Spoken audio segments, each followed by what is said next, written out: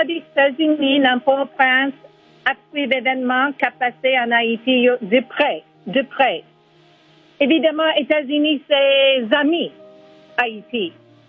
Nous travaillons en faveur du peuple haïtien. Nous travaillons en faveur de la stabilité politique et stabilité économique en Haïti. Nous concentrons sur bonne gouvernance, protection droits humains, droits de la personne, et promotion en croissance économique. Moi, je voulais aussi confirmer encore le rôle essentiel de la société civile là, gagne pour le jouer. Alors, oui, nous avons arrêté qui était publié 8 février, à qui était bail 3 juges pour cassation en retraite. Nous avons gros inquiétude sur l'action qui risquait de déranger l'institution démocratique qui dans le pays d'Haïti. Kounia, expert a examiné, arrêté, il a pour connaître est-ce que les conformes à la Constitution, ensemble avec la loi haïtienne. Madame l'ambassadrice, est-ce que jusqu'à présent, qui façon que les États-Unis lui-même sont capables d'aider acteurs qui en conflit? On a parlé de gouvernement ou bien président Jovenel Moïse avec opposition. Est-ce qu'il y a une façon que les États-Unis sont capables d'intervenir pour que l'aider résoudre la crise? Alors, Jean-Robert, ça continue à troubler nous. C'est gouvernance par décret, gouvernance par décret présidentiel qui gagne en Haïti pendant une période qui n'est pas normale et qui a duré. Nous travaillons de concert avec partenaires dans la communauté internationale, tant que l'ONU, tant que l'Organisation État américain, OEA, tant que Core Group, pour ces gouvernements haïtiens en connaît. Inquiétude nous gagnons dès que le président Moïse a servi à ce décret, gouvernance par décret, pendant une période, ça côté par un parlement. D'après loi démocratique haïtienne, seul bagage qui a mis une fin dans la gouvernance par décret ça, c'est l'organisation des élections législatives qui est libre et que Haïti gagne un parlement qui prend place les doit gagner dans une démocratie. Peuple haïtien a dû gagner un pouvoir pour voter pour propre dirigeant, propre représentant. Et c'est ça la solution à cette crise, à mon avis, Jean-Robert. Oui, et madame l'ambassadrice, et alors, puisqu'on parle de l'élection, nous connaissons que l'opposition dit que lui-même n'est pas capable d'aller dans l'élection. Premièrement, avec le président Jovenel Moïse, il dit que le mandat fini depuis 7 février 2021.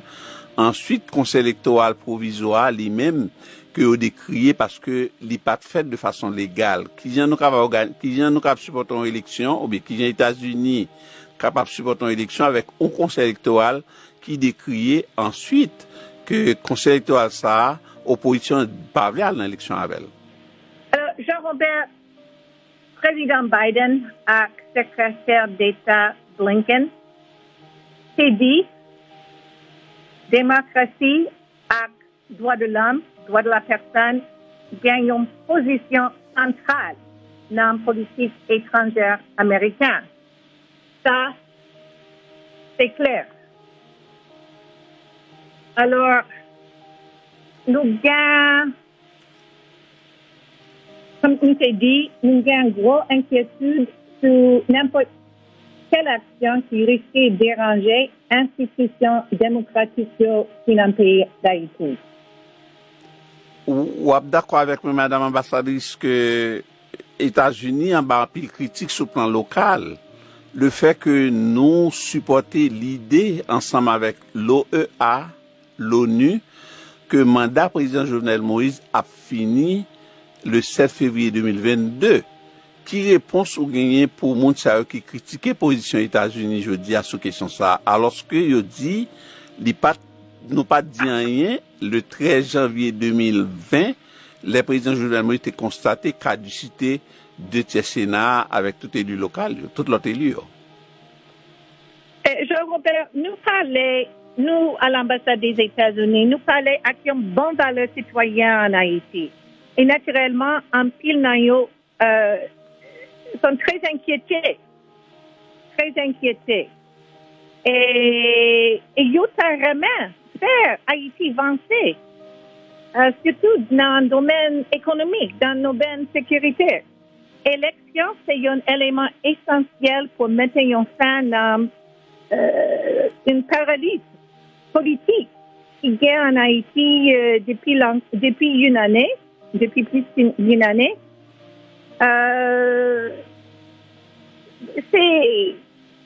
Il faut ouvrir la voie aux Haïtiens pour qu'ils réalisent leur propre vision de leur pays. Demander tout acteur qui en Haïti pour y arrêter coller sous l'esprit l'ordre constitutionnel haïtien. Peuple haïtien a été voté pour le président Moïse en novembre 2016. Le président Moïse s'est prêté serment le 7 février 2017 pour un mandat 5 ans, qui a fini 7 février 2022. C'est même analyse à l'Organisation État américain qui fait, l'OEA, l'Organization of American States.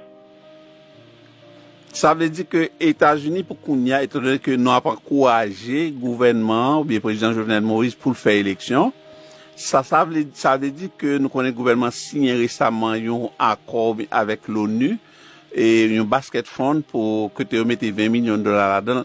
Est-ce que les États-Unis parient pour tes contributions financières dans le déroulement de l'élection avec référendum qui va gagner là très bientôt? Jean-Robert, évidemment, position nous gagnons depuis un an, c'est que l'élection législative,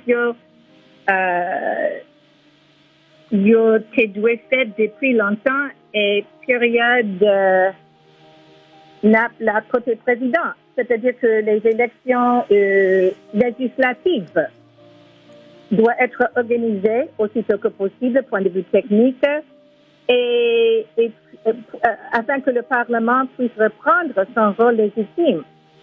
Et il faut également organiser les élections présidentielles libres et équitables afin qu'un nouveau président élu puisse succéder au président Moïse à la fin de son mandat, comme l'OEA et d'autres l'avaient indiqué.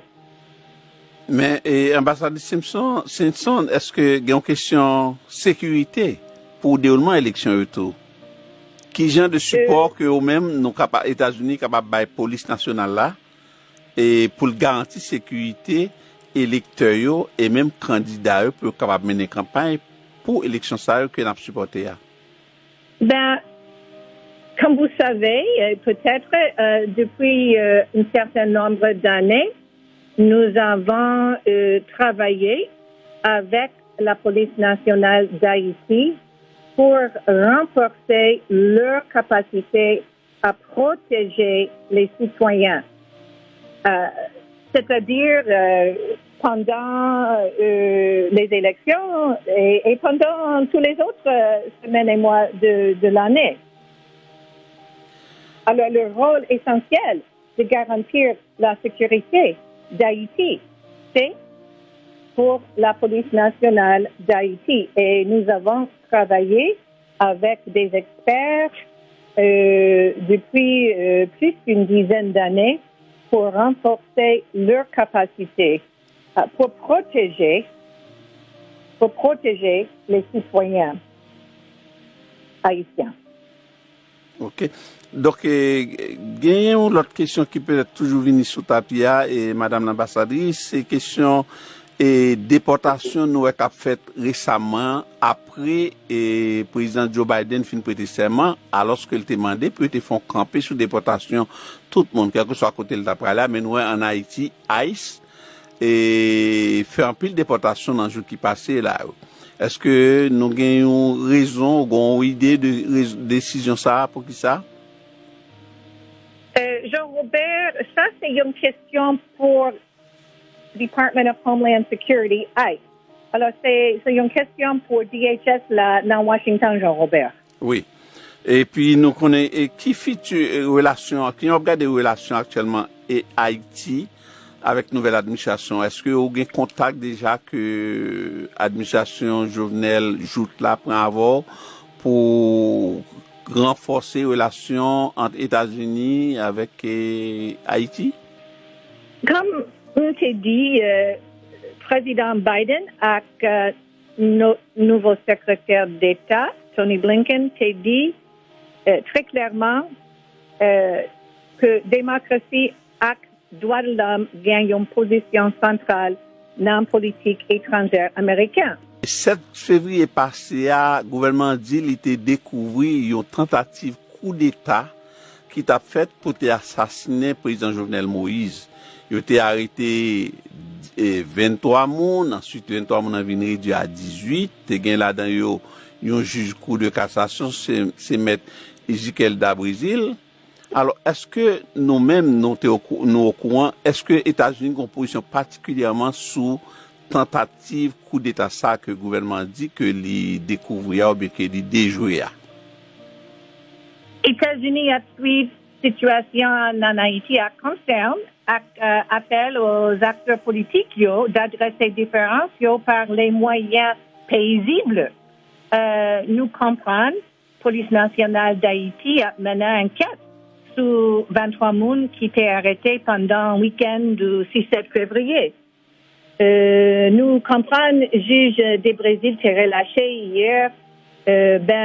Enfin, n'obtient résultat, enquête, la police là, enquête de la PNH. Et avant d'aller à l'ambassade, c'est Michel Sisson, nous comptons pile pour interview ça et nous comptons que le fait qu'on réponde nous en créole. Un message spécial pour peuple haïtien, y compris tout pour le président Jovenel Moïse, avec opposition qui n'ont lutte contre tir. Un message pour peuple haïtien, je dis. Saltaï. Alors, je dis, nous gagnons un impasse politique. Nous gagnons un pile défi sécuritaire, défi économique. Oui, Jean-Robert, j'ai entendu qu'il y a pas mal de gens qui pensent que notre section consulaire est fermée. Il me l'a dit que section consulaire ouvre, il n'est pas seulement. Nous baillons citoyens américains au service et nous baillons rendez-vous pour passeport américain. Nous prenons engagement pour nous satisfaire besoins citoyens américains tout pendant la protéger santé employés nous et santé clients consulaires nous. Malgré la pandémie COVID-19, nous aider citoyens américains qui ont des stress nous visiter citoyens qui sont en prison et nous faciliter voyage orphelins haïtiens puis joindre famille qui a adopté aux États-Unis. Alors, on a besoin de quitter temps passé avant de réouvrir service pour visa habituel mais toutefois, nous comptons par service visa qui limité pour qui jeunes, cas priorité médicale, humanitaire, cas priorité tant qu'étudiants aussi. Alors, nous connaissons qui point voyage, c'est un bagage qui est important dans la relation entre États-Unis et Haïti. Alors, nous encourageons pour nous visiter site Internet, ambassade des États-Unis, nous, régulièrement pour nous gagner mise à jour ce service avec notre service consulaire. Merci beaucoup, ambassadrice Michel Sisson.